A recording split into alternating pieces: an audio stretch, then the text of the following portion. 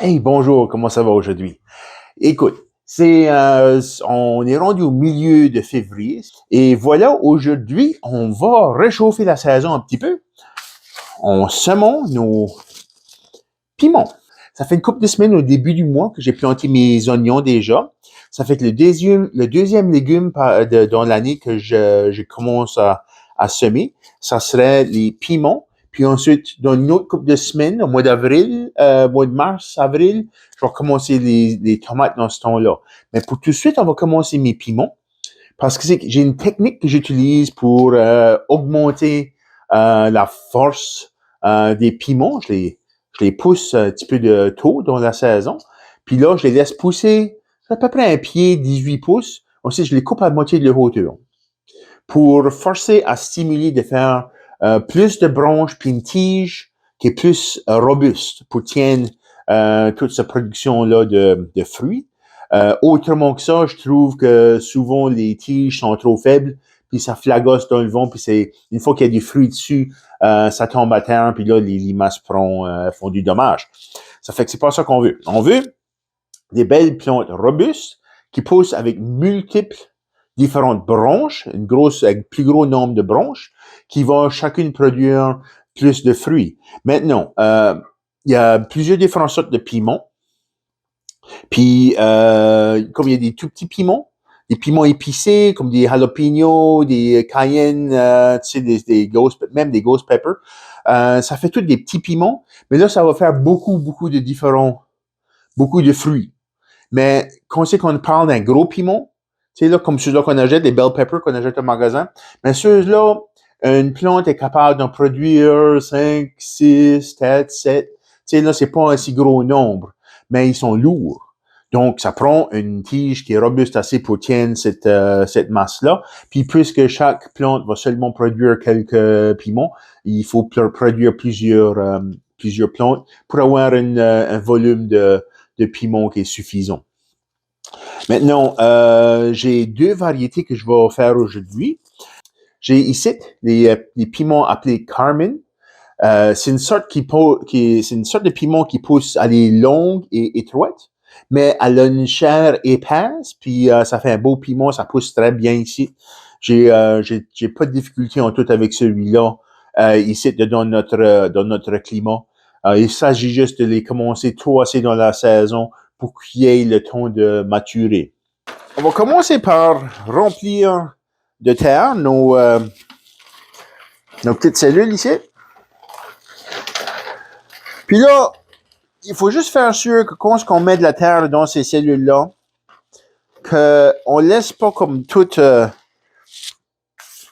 il faut le compacter un petit peu. Ça fait que c'est vraiment important de pousser la terre puis faire sûr qu'elle est bien remplie. Autrement que ça, si j'ai une grosse espace d'air, des fois il y a des petites branches ou des choses qui font en sorte que la cellule n'est pas complètement remplie, lorsqu'on arrose, ça va tout défoncer. Là, maintenant, ici, je prends un pinceau, je suis un peintre, ça fait que j'ai plusieurs pinceaux alentour. Ça n'a pas besoin d'être un pinceau, ça peut être un crayon, ça peut être un bâton, ça peut être n'importe quoi. Mais ce qu'on va faire, c'est venir puis faire des petits trous.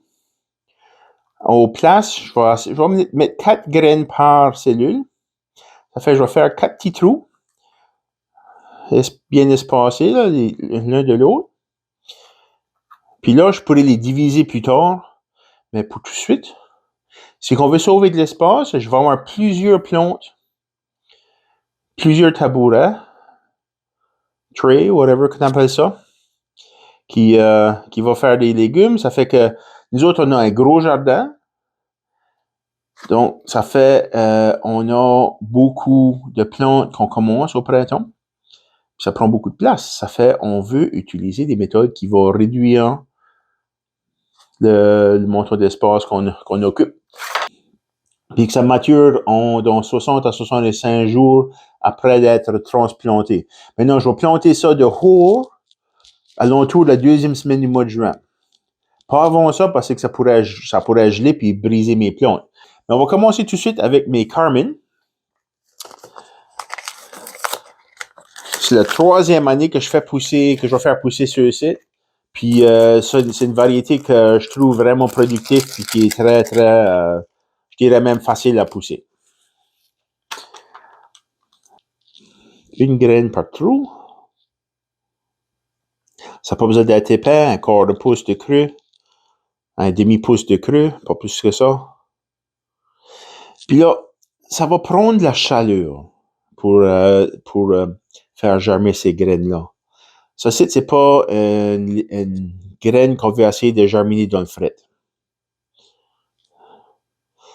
Les 6 petites cellules-là, on va juste fermer les trous. Là, c'est vraiment important de bien identifier nos choses. Ça fait que je vais faire une petite étiquette ici avec du scotch tape. Et voilà. J'ai ma petite étiquette qui me dit qu'est-ce que c'est. Puis ça, je vais être capable de l'enlever puis le transférer au prochain pot. Ça fait que ça, c'est des cellules que j'ai, ça fait des années, je réutilise. Ils finissent par se briser, comme vous voyez celui-ci, il est brisé un tout petit peu là. Tu vois? Mais c'est encore bon. Si ça tient de la terre, ça marche. Ça n'a pas besoin d'être le meilleur sur le marché, ça n'a pas besoin d'être la chose la plus en vogue.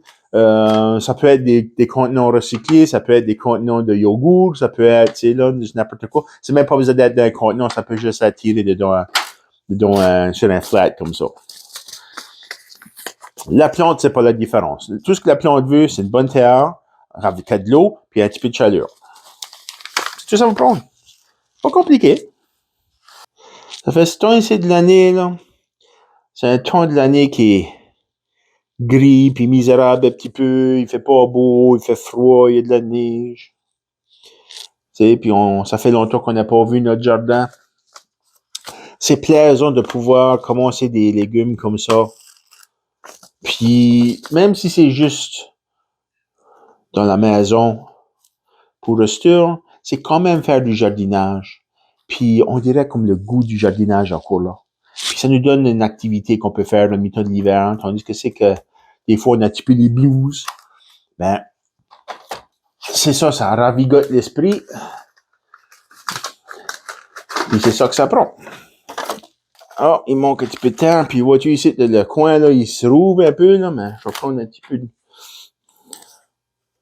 scotch tape, là, mais on va taper ça. Hein? Pas besoin d'aller courir au magasin tous les fois qu'il y a quelque chose qui se brise. Dis-moi sur le tape, ça s'arrange. C'est bon, c'est bon assez. Ah. Vois-tu ce que c'est que les bouts sont brisés, ils vont perdre leur terre, puis ça performe pas si bien. Maintenant, je les identifie parce que c'est que je veux savoir lequel qui est quel lorsque je le mets dans le jardin, mais ils vont tous être plantés de la même manière. Ils vont être espacés à peu près 18 pouces l'un de l'autre. On veut pas que les piments soient trop éloignés l'un de l'autre. Un piment pousse mieux, c'est qu'ils sont capables, les bouts des feuilles sont capables de se toucher d'une plante à la prochaine. Il y a quelque chose qui se passe, ils communiquent, ils jouent, ils parlent, je suis pas sûr comment c'est que ça marche, mais un piment qui est tout seul va être moins productif qu'un piment qui est regroupé avec d'autres de la même sorte. C'est juste une caractéristique de son comportement dans le jardin. Ça prend du soleil, mais on veut pas aller bien trop chaud. Plus chaud que 24-25 degrés Celsius à peu près, le piment va commencer à perdre ses fleurs. Ça fait que oui, c'est une plante qui aime la chaleur, mais elle n'aime pas la grosse chaleur. Dans les grosses journées d'été, je suggère de fournir un petit peu d'ombrage pour une partie de la journée à nos piments. En réalité, le plus chaud de la journée, c'est pas à midi, c'est de 2 heures de l'après-midi à 5 heures de l'après-midi. Pour ça, ces 3 heures-là, c'est le plus chaud de la journée. Puis ça serait, le soleil se trouverait au le sud-ouest, un tout petit peu. Donc, si qu'on met quelque chose qui est plus haut que nos piments sur le sud-ouest de nos piments, ils vont mettre de l'ombrage sur le piment dans le plus chaud de la journée, qui va réduire son stress un petit peu, puis il aura moins tendance à perdre ses fleurs. C'est un problème qui se passe souvent, c'est que les piments perdent leurs fleurs, puis les gens sont comme, OK, ben on va pas faire de fruits si les fleurs tombent dessus de la plante, on n'est pas en train de faire du fruit. Puis ça, c'est juste causé par le stress, par la chaleur. Les piments, on veut commencer au début de la saison avec de l'azote, mais on veut arrêter l'azote avant qu'il commence à fleurir puis faire le fruit. Parce que là, il fera juste des feuilles. Il fera beaucoup de feuilles, mais pas beaucoup de fruits. Donc moi, je fais du jardinage pour manger. Pour réduire le coût de la vie, le coût de subsistance, tu sais. Ça fait que y a du monde qui pense que peut-être que j'ai un jardin maraîcher. Tu sais, là, c'est que je vends des produits, des légumes, des choses comme ça. Puis non. Moi, je suis pas un entrepreneur, quand c'est que ça vient au jardinage. Je suis juste un jardinier, un hobbyiste, là, tu sais, là, comme la plupart des gens, comme la plupart de vous autres. Tu sais, là, on jardine pas pour faire notre vie, on jardine pour bien vivre.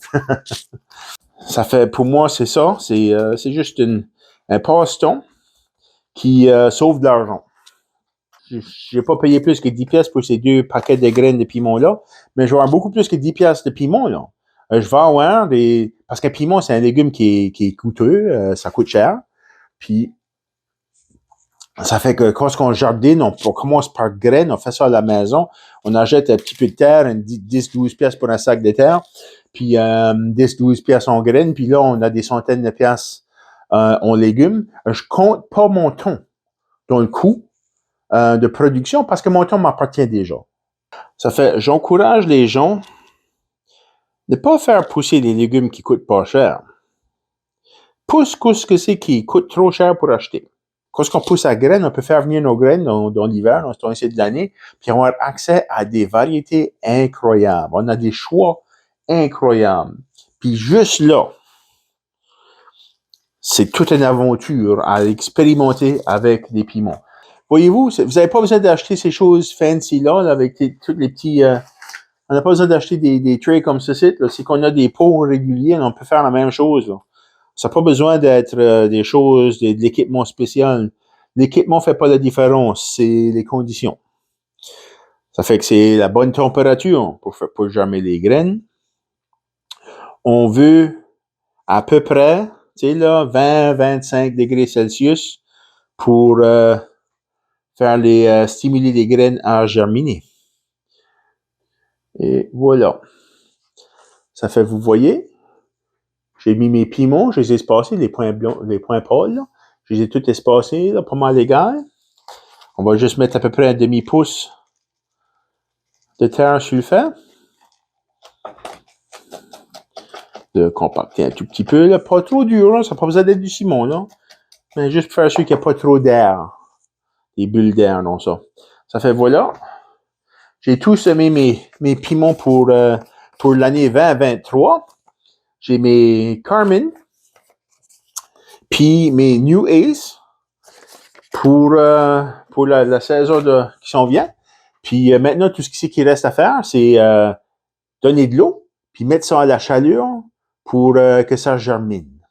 Ça fait, voilà. Merci d'avoir venu. Puis, tu sais, je suis content que vous ayez pu passer du temps puis venir s'asseoir à aller une douche avec moi puis jaser un petit peu du jardinage. Puis là, on peut s'inspirer un petit peu les uns aux autres puis partager nos expériences. Ça fait que si vous aimez ça, ben, faites subscribe en bas. Tu sais, là, sonnez la petite cloche là, pour faire sûr que vous êtes bien avisé toutes les fois que je sors une nouvelle vidéo. Puis, mettez des commentaires. Ça me plaît beaucoup de lire vos beaux commentaires ici sur nos projets de jardinage. Donc, merci bien et ayez une très belle journée. Bye bye.